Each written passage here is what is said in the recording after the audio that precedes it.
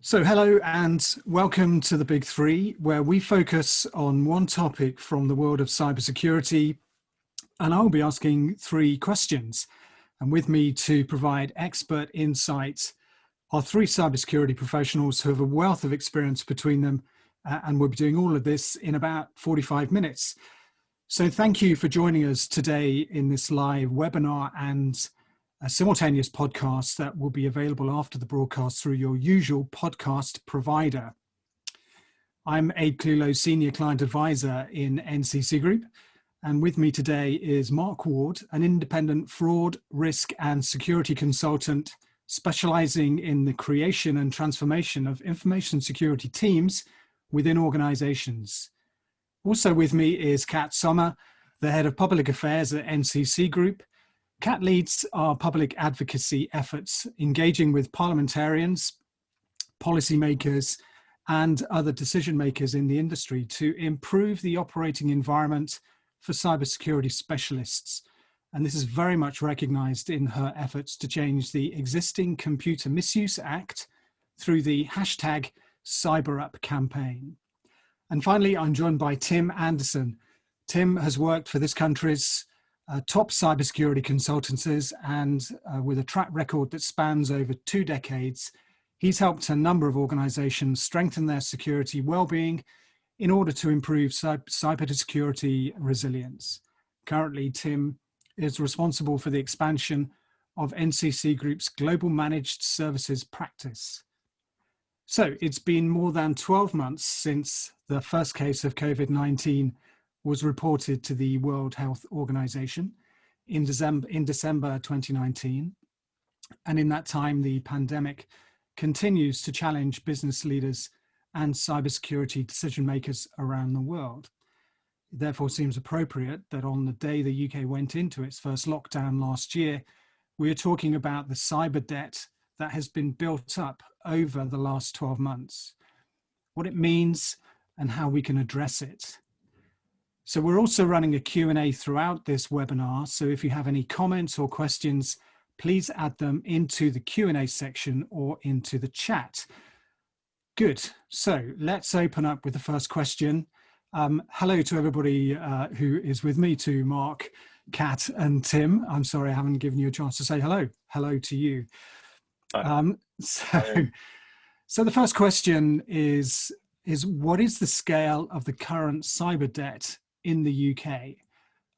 To understand how organizations plan to approach this in the next 12 months, NCC Group spoke to 290 cybersecurity decision makers from across public and private sector organizations about the challenges and priorities facing them this year.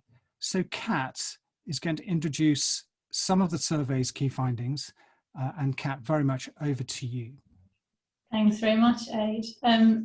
We thought we'd just start by defining really what we mean when we talk about cyber debt, so that we've got a common baseline for the remainder of the discussion today.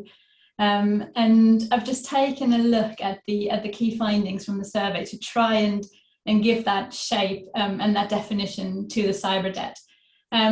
So I will briefly run through the top lines, leaving lots of time for discussion, really.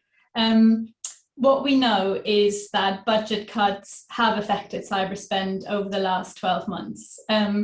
We know from the survey that we've done that 3 out of 10 of the respondents have stated they have experienced delays or cancellation of their cyber resilience projects, or have had to reduce the amount of money available for those. 1 in 5 additionally report that they have had to furlough staff responsible for cyber resilience programs. So you can already see the reduction in available resources to address cybersecurity and address cyber resilience. Following on from that, of the organizations that reported those budget cuts and those lesser availability of resources, 70%, that's 70%, have also reported an increase in cyber attacks. Additional data shows that 2/3 of organizations responding to our survey have reported internal skills shortages, and as well an increase in insider incidents. Additionally, organizations have reported decreased confidence in their cyber resilience and decreased ability to evolve their cyber preparedness as a direct consequence of the reduced availability of resources. So what we can see is that when we talk about cyber debt, is very much a real thing. It's not just a concept that someone made up in their minds, but the data bears out that as a result of the events of the last 12 months, there are real implications of this cyber debt as it's taken shape. The additional thing that the data we have allows us is that we can draw some conclusions on what the current makeup of the cyber debt looks like. And it's particularly pronounced in two areas. One is the effective security monitoring of a largely remote workforce. We've all experienced the working from home challenges, and they're lovely and it's all wonderful. But as 21% of organizations expect their staff to use more of their own devices during 2021, and the makeup of people working in the office and working remotely increases, that issue of how you monitor the security of that work effectively becomes ever more complex. And the second element is the security of digital transformation and cloud solutions. Again, none of these are going to go away anytime soon. The rapid digital adoption over the last 12 months is something we, I think, can all relate to. And there is other research from other authoritative sources, such as the UK government, that shows that actually there has been an early shift in revenue towards cloud security infrastructure. So before kicking off the discussions and being prepared to be challenged on the definition of cyber debt, what we see in summary is that when we answer the very simple question of the scale of the current cyber debt, we see it has been built up as a result of previous budget cuts. It's visible in an increased number of attacks, a lack of confidence in resilience and cyber preparedness, and it is particularly pronounced when it comes to keeping up with changes in working practices, such as an increasingly remote workforce and changes in business operations, primarily driven through digital and cloud transformation. And with that, I will shut up and hand back over to Ade and the rest of my lovely panelists. So that's a really rich set of data there that we discovered, and you've highlighted some really interesting points there. I wanted to turn to Mark. Mark, you're out there at the coalface.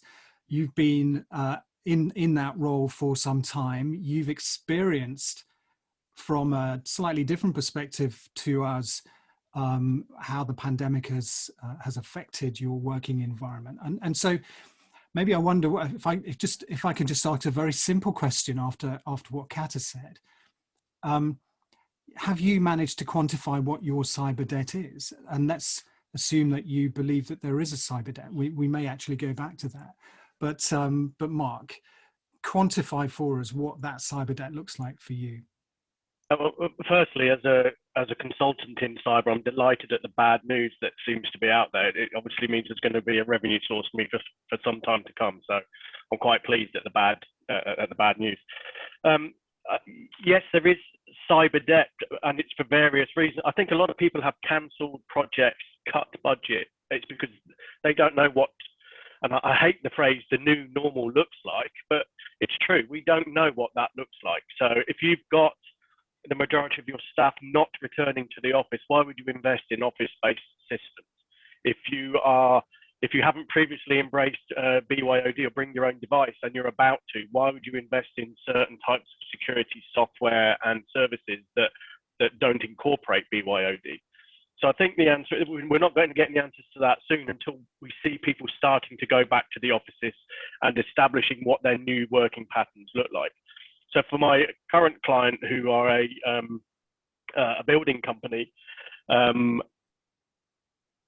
we have challenges in that people don't want to go back to offices because there's no need for them to. My own team, for example, a security team, you would traditionally find everybody in the office sitting around waiting for things to happen. Well, we can do that at home. And in fact, the discussion I had with our CIO was, if it happens when we're at home, we at least have our own broadband to rely on. If we have an incident in the office and the first thing we do is take down the firewalls, we now can't see the rest of the world. So it makes some sense that security should be outside of those perimeters, etc. The simple answer is we don't know what tomorrow will bring. So people have, and I think rightly, I mean, I can't even believe I'm saying this, security budgets have been cancelled or cut back for the right reason this time. And it's not because there's something better to spend the money on. They simply don't know what to spend the money on. And if I'm asked, it's, well, if we're going to the cloud, we need to spend it on, you know, an E5 license gives you most of the security tools you will need from Microsoft. If you can't afford an E5 license, you're going to have to buy the separate tools that they offer. So I think it's waiting to decide, what does our working practices look like? Are we now abandoning on-prem stuff and going to the cloud? Are we abandoning our offices and going to be working from home? Until you know the answer to those questions, you won't know what to spend budget if you had it on. Obviously, there's the old favourites of training and awareness. Absolutely, I'm one of those. I'd rather spend £1 on awareness than £1 on tech, because at the end of the day, your people are your first line of defence, and they always will be. But that aside, I wouldn't know what tech to buy to protect us from the threats that are coming, because we don't know what those threats are yet, because that hasn't settled. There's going to be the old phishing and, you know, all of the traditional stuff. But what new threats will come, because we're all based at home. And I think that hasn't settled yet. Although it has been a year today, we've been locked down. We haven't seen this settle yet. Mm-hmm. Tim, from your perspective, as we know, the survey results gave an indication that there's been quite a movement to the cloud in the last 12 months, which we've seen through the business and our own interactions with clients. But do you find that from a cyber debt, this term that we're using and discussing, have you found that your clients are actively aware of it and actually know how to quantify it? Because I think, going back to one of Kat's points, it's the quantification of the cyber debt that I think is going to be the challenge for cyber professionals. Yeah, and I think the complexities come in a lot of what Mark was saying. I think a lot of our clients started off already with cybersecurity debt, and they're constantly chasing their security tail almost. And I think what's happened now is the landscape has completely changed. We've asked people to work from home, and we've got budget holders asking us to stay in a holding pattern, as Mark alluded to. And on one hand, rightly so, we don't know what the future is going to look like. Organizations don't know what the future is going to look like. Now, the danger is that, you know, just like space loves a vacuum, cyber threat actors love an opportunity, and they'll see this as an opportunity, and they are already capitalizing on that opportunity as we hold, because we don't know what the new normal is going to look like. We don't know what to protect, where to protect, how to protect. Threat actors are already capitalizing on that. And that in itself introduces another element to the debt. We always talk about being on the front foot, but actually we're in this holding pattern, which is not allowing us to get on that front foot because the landscape's changed. We don't know what the front foot's going to look like. Mm-hmm. I think that's really important for organizations to understand that, you know, cybersecurity is hard. It introduces organizational anxiety, and it's just got harder. You know, during this pandemic, it's got much harder for organizations to get a control over it. Kat, you've got a hypothesis on cyber debt, haven't you? I'm not trying to put you on the spot there, because I know that it's at the forefront of your mind, about what cyber debt is, and that may lead nicely to the sort of question of actually defining whether the cyber debt is the same for every business in every sector. And I suspect the answer to that simple answer is probably not. But your hypothesis, Kate, on cyber debt and how it's built up. Yeah, I can't claim full credit for this because it was born out of previous discussions with others. But the hypothesis that I think we sort of arrived at was that perhaps different to what the data has shown is that the cyber debt isn't built as a result of the lack of investment or the lack of available skills, but it's driven by businesses quite actively refusing to adopt or embracing changes, which then just results in this legacy that Tim talked about, that builds up and is then reinforced in situations like this, when the chickens really come home to roost, as it were. So that and that is something that is, I guess, less about money or making available budgets, and more about the hard work at the heart of the organization to change culture and change mindsets, which is a slightly different topic to what we're talking about today and discussing today. But I think in the multifaceted view of what cyber debt is and what it looks like in the wild, that's probably worth a consideration. So, Mark, I know that you had some thoughts on the sort of practical measures of trying to address that cyber debt, and before we came on to discuss it, you were saying a little bit about, from your experience, about how that legacy that Tim talks about can build up, and then it actually makes some of the more routine type activities to deal with that cyber debt, whether, let's just talk about patching, for example, that becomes uber complicated, and I know you've got some great bits to sort of highlight that. That's right, and this is the debt accumulating because of a reluctance to change or to update. So legacy systems, for example, that have a reliance on, let's say, Adobe. I have worked in an organization, not my current one, where we had 13 different versions of Adobe because developers build it on one, refuse to change, refuse to upgrade because it takes time. And if a legacy system is that frail, you get in a position where we can't patch it in case it stops working.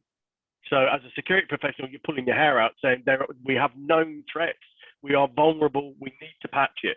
If we patch it, it's going to break it. Then we need a new application then, or we need to redevelop the application or change it, and you get into this cycle. So debt builds definitely in that way, and there are still companies out there on 2003 servers, 2008. Let's not pretend there aren't. And so, that again, that's due to legacy systems. And typically these systems were home built and homegrown. They're not typically off the shelf where you can put pressure on a vendor to do the changes. These are where your own people, where Tom and Marge created it 20 years ago, and Tom and Marge are both retired now. So you daren't breathe on that box in case it breaks.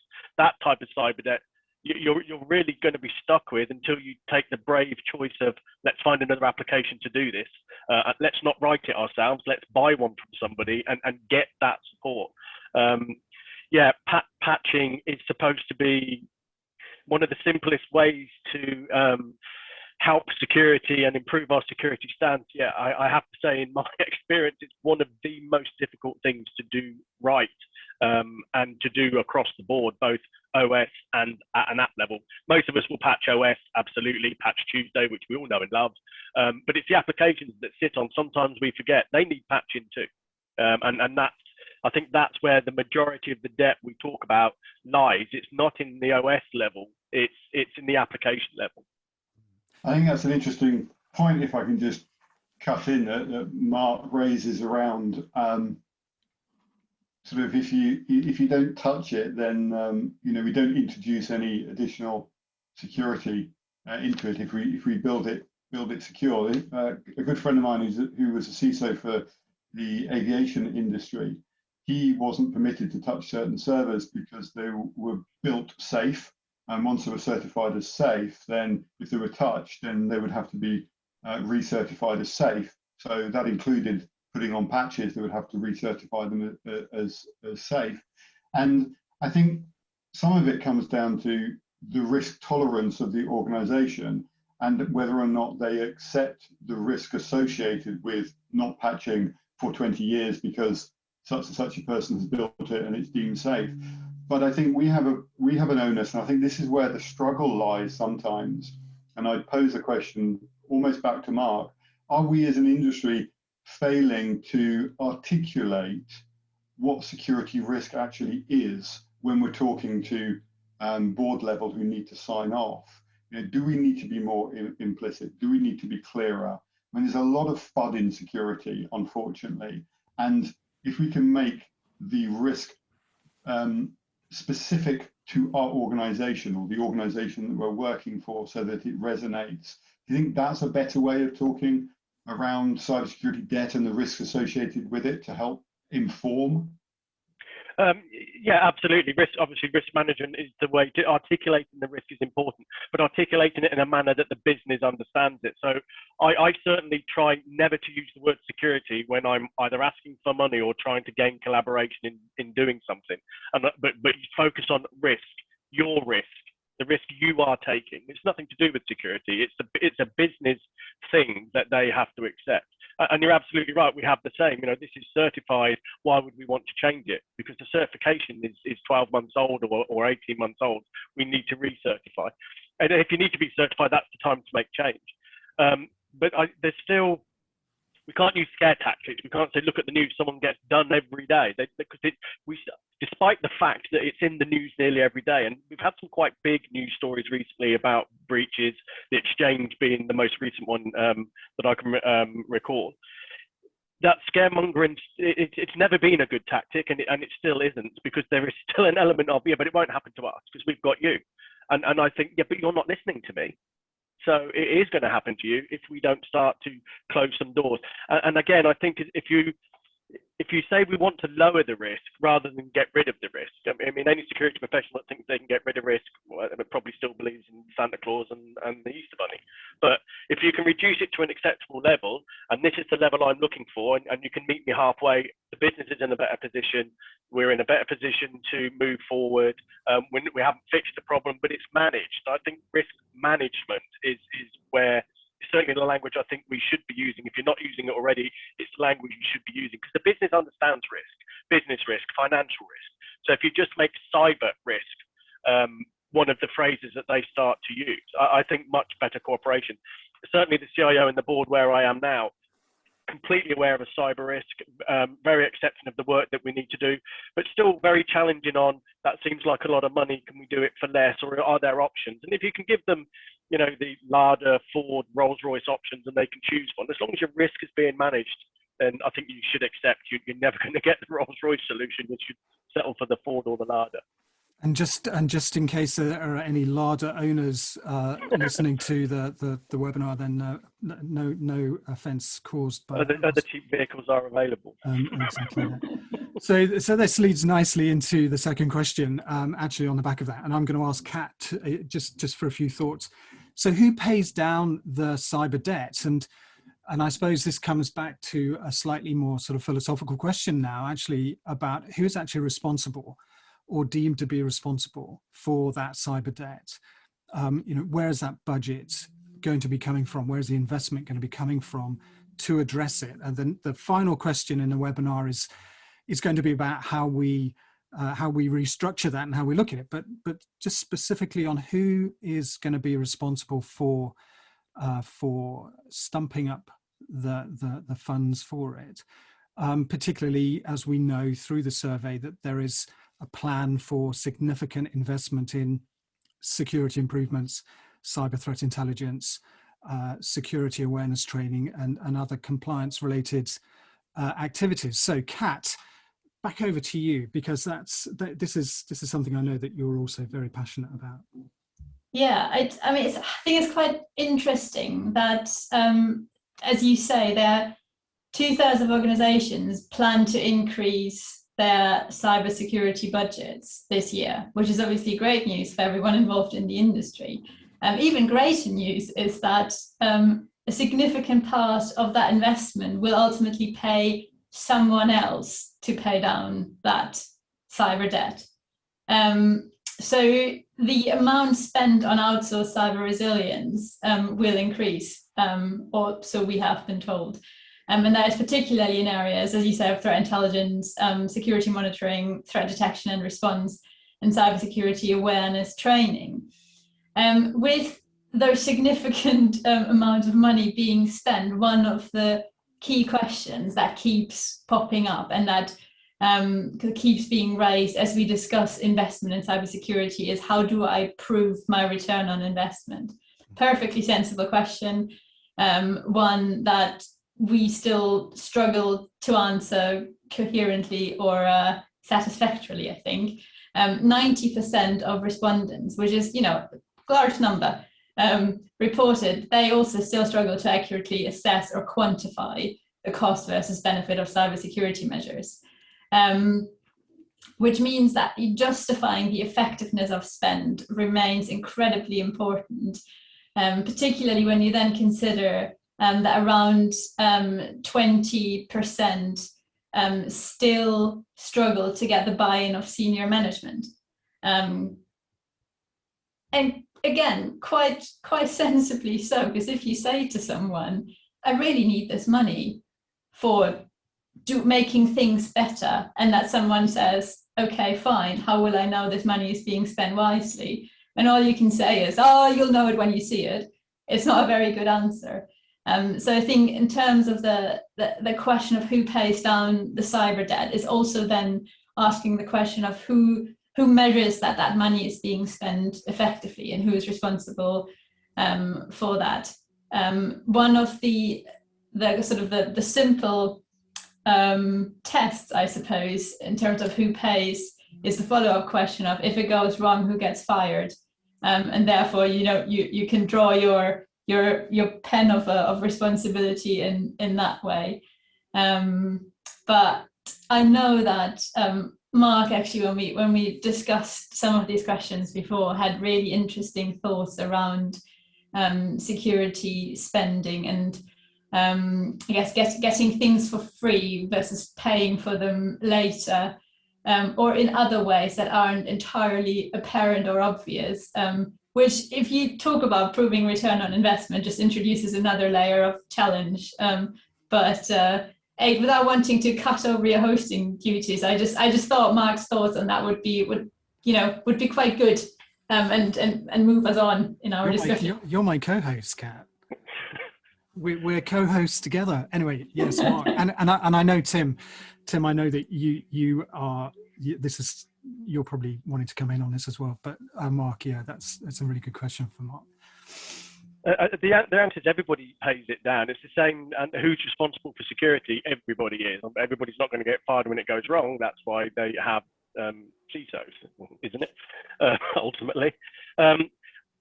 I think making it not about security as well, the benefits that doing it will bring to the business. So I think the example we discussed previously was, if I put something in that stops the delivery of spam and cuts down on the amount of phishing emails that people have to deal with, that gives them time back in their day to do the work you're employing them to do, instead of thinking, should I click this, should I not click this, receiving 20 emails a day on holidays abroad that we're all seem to be getting inundated with now, at the potential of a travel ban being lifted.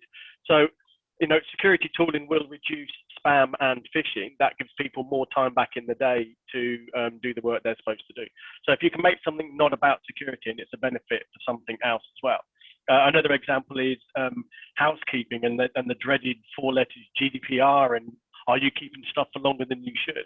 Storage costs money. So getting people to go through the exercise of, if you have less data to protect, the chances of you being a victim, or the impact of you being a victim, because you likely are going to be of some sort in the next 12 months, unfortunately, it would reduce the impact if you haven't got all of that data sitting online. So I think looking at what can we archive off into cold storage, what can we archive off into warm storage, rather than keeping everything ever present in the front line, a massive target area for when incidents do happen, both malicious and accidental. So again, offline storage costs less than online storage. So if you can reduce the overall IT cost and get some security benefit or data security benefit or governance benefit, then that's the route you should take. This is not about security. It's about reducing our footprint. It's about saving money. It's about being GDPR compliant. And you get much more cooperation that way. Indeed you do. We've got a really interesting question, actually. There's this that came in a couple of minutes ago from Bernard St. Louis, who asks, what is the specific COVID cyber debt, as opposed to what one might consider has historically been normalized cyber debt? So that's an interesting one. And I know you're nodding your head, Mark, but I'm going to ask Tim to see if he can pick that one up. And then we'll jump back into the final question of the webinar. Tim. So I think some of the things that we've seen is the specific debt caused by the pandemic is all of the things that you've had to put on hold as a result. So going back to that holding pattern, but also the change that we have had to implement to adapt to working from home, working remotely, and all of the changes that have come about. I don't think anybody was able to put together a clear, documented strategy as to how to deal with this. I think it was literally most organizations went, okay, we've got to work from home. Let's cobble together as much as we can. Let's beg, borrow, and steal laptops and devices to allow people to continue to work, to lessen the business impact. Because that's what we're dealing with, which organizations are trying to keep their businesses going and online, paying people salaries, and making sure that they don't need to furlough, they don't need to make redundancies. And they had to make sacrifices, and a lot of those sacrifices were done, and the risks associated with those sacrifices were done through the speed of putting everybody online. Now, that's acceptable, but what I think has now happened is we've got back to not business as usual, business under COVID, where we're working from home, and we haven't had time to look back at the risks that were associated with coming online very, very quickly. So I think there's some of the unique challenges, and people are almost forgetting that actually, a year ago, we deployed the whole of the workforce to work from home. We haven't yet addressed the risks that were posed with that deployment, let alone the risks that were in existence before we had the pandemic. And I think that's something that we may get to look at. Hopefully we can come out of lockdown, we can start addressing the original risks as well as the residual ones. Okay, I mean, thanks for that, Tim, and thank you for the question. So we'll move on to the last question, and then we'll catch any other comments that have been sent in. Tim, back to you. Actually, how do we restructure cyber debt? There's a recognition that it's not just simply a case of signing off a lump sum investment to resolve the issue. It's about a long-term strategic approach. You've been in your career, you've been engaged at the strategic level, prioritizing investment. And in that sense, it's not really that much different to managing personal debt, which is perhaps where the phrase restructuring cyber debt came from.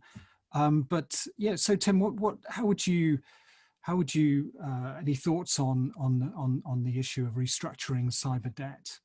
I think nobody's got a crystal ball. Nobody knows what the new normal is going to look like. But it doesn't mean that we can stop. We have to look at taking some steps in reducing that debt. But those steps need to be appropriate, and that's a word that's often sort of used and abused and rarely understood. I think organizations need to look at things like, what is my value at risk? What is the business impact if an event happened? And what is the likelihood of that event happening? So think about, who am I a target? Who am I going to be a target from? Who are my threat actors? What types of attack are they going to launch against the organization? And all of this is possible now with the information that we have and the information around threat intelligence.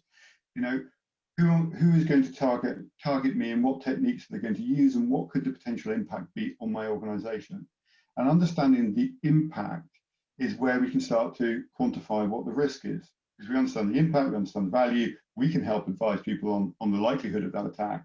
And then you can start to quantify what the risk is. And then you can start to build a prioritized list of those things that need to be addressed. So rather than going out and saying, oh, well, we deployed a workforce, so now we need to bring everybody back in and reduce that risk. Actually, that might not be your biggest risk. Your risk might be the lack of patching that you couldn't do because of all of the issues caused by the pandemic. So I take it pragmatic. Look at what is appropriate for your organization. Look at the specific threats facing your organization, and the risks, and build a prioritized list accordingly. Yeah, if I can just come in there, I would add to that, just having that absolute clarity of what you're trying to achieve when you start paying down your debt. So, and knowing that ultimately, if we kind of keep to the personal finance analogy, it's not, I want to be debt free within the next 6 months. It's, I want to be able to pay my utility bills on time, or whatever else it might be. So looking at what those metrics are and looking at what those targets are. So, is it things like my patching time and volume is really, really slow and is really below par if I compare that to the general benchmark or the average across the industry. So I want to improve that. So I know that where I need to spend money to do that, but also I then know whether I have actually made a dent in working towards that. Or, is it improving the threat detection rate? Is it improving speed of detection?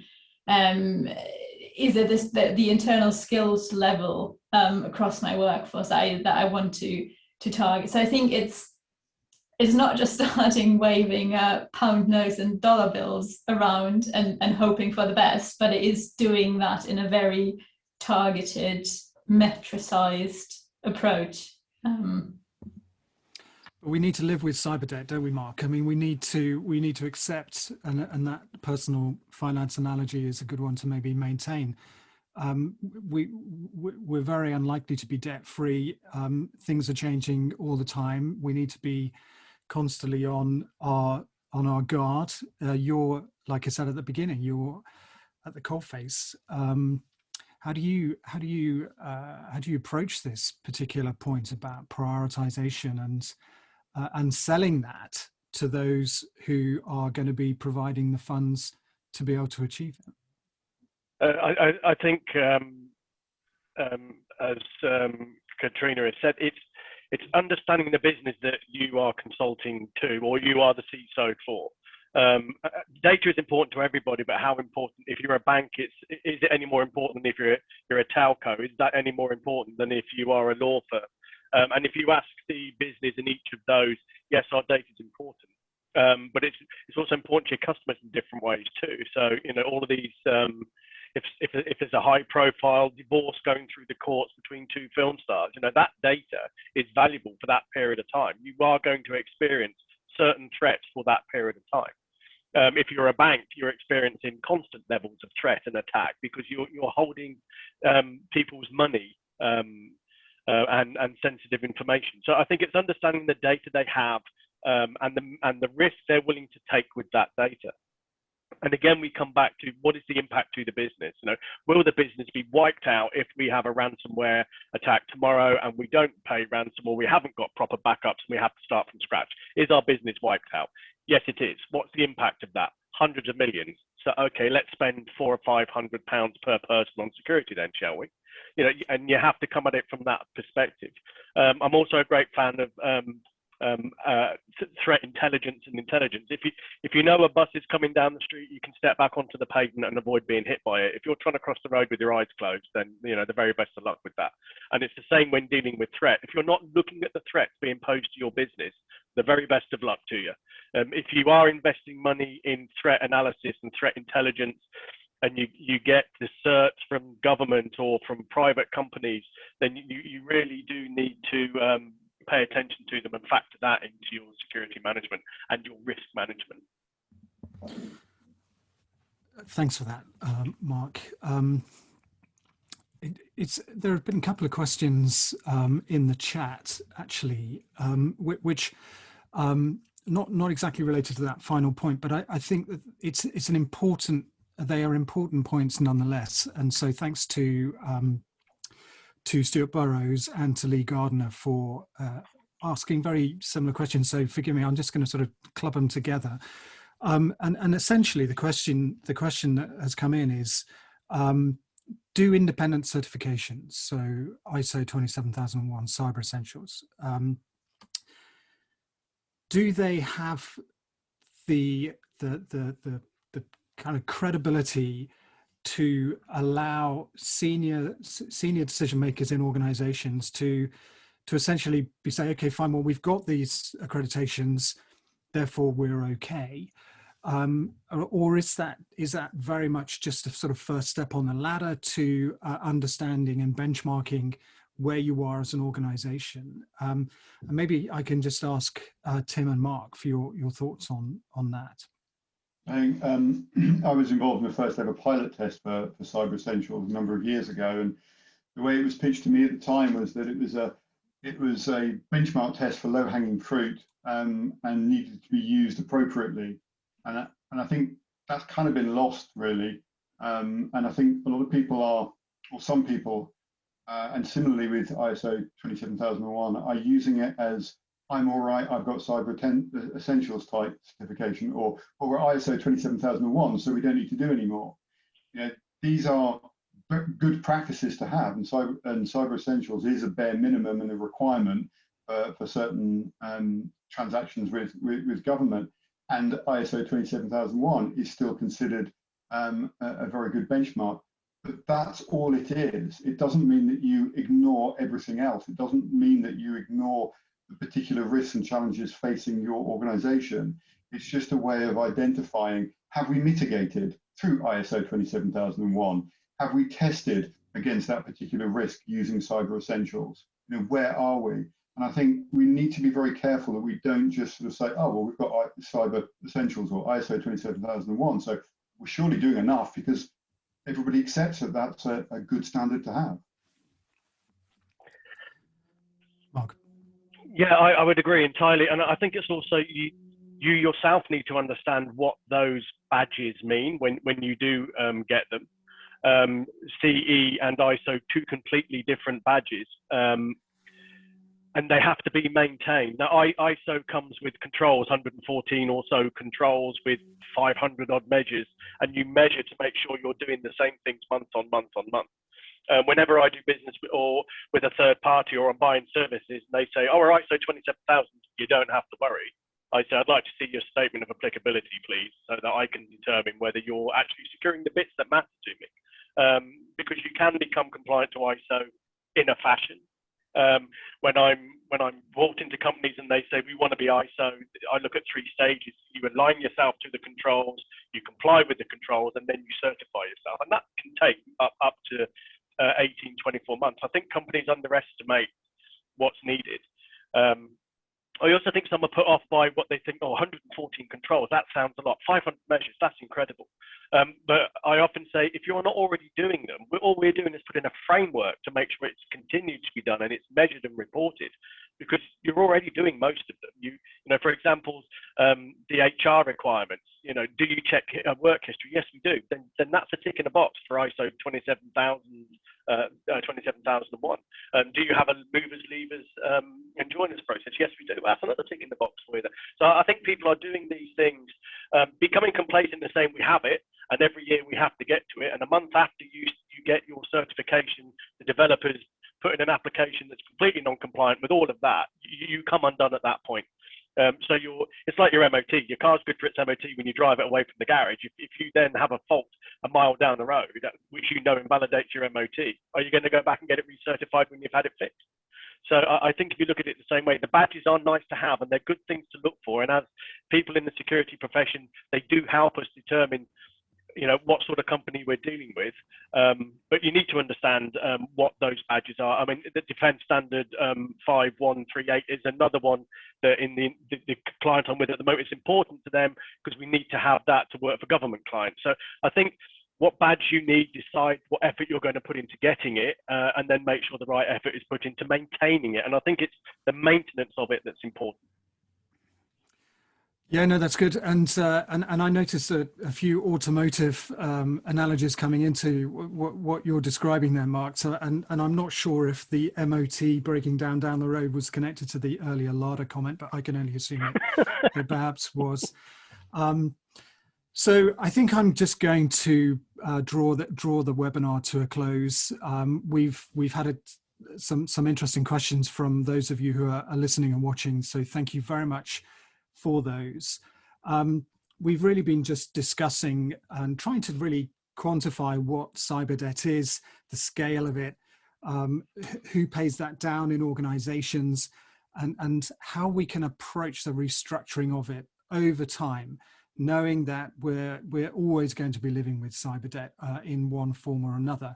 But I think we've really covered some interesting ground. So I think that's all for now. So I'll say thank you very much indeed for Mark. Thanks for giving up your time, Mark, to join us. It's been a real pleasure having you on the Big Three webinar.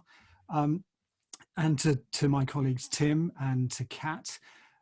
So thanks very much, guys. And also for you for watching and listening. We will be back with another episode of the Big Three very soon. So thank you very much indeed, and goodbye. Thank you. Bye-bye.